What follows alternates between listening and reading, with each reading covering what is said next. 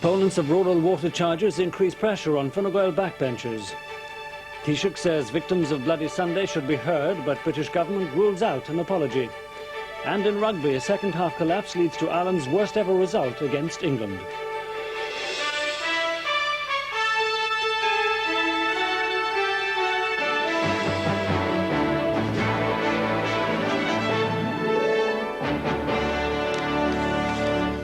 Good evening. The Taoiseach has again said that the Environment Minister and all three parties in government are working to resolve the controversial issue of rural water charges.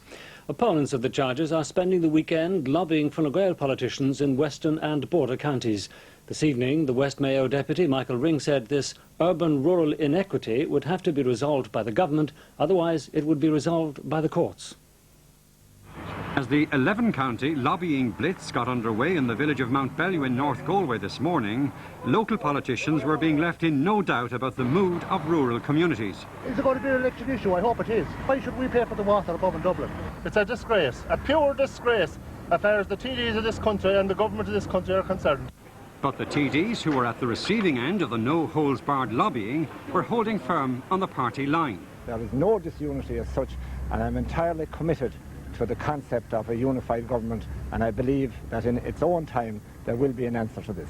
I have highlighted this issue to the centre of the political agenda in this country. I make no apologies for that. People in rural Ireland were forgotten, and that's what needs to be pointed out to Minister Howlett.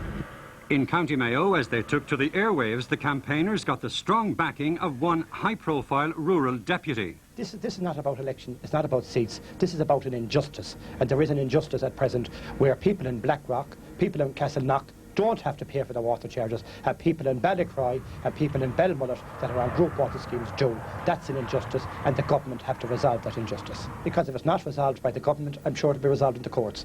The Taoiseach today insisted that all three parties in government are working on the rural water charges issue, but he refused to be drawn on speculation that a package to resolve the controversy will be put to the Cabinet on Tuesday.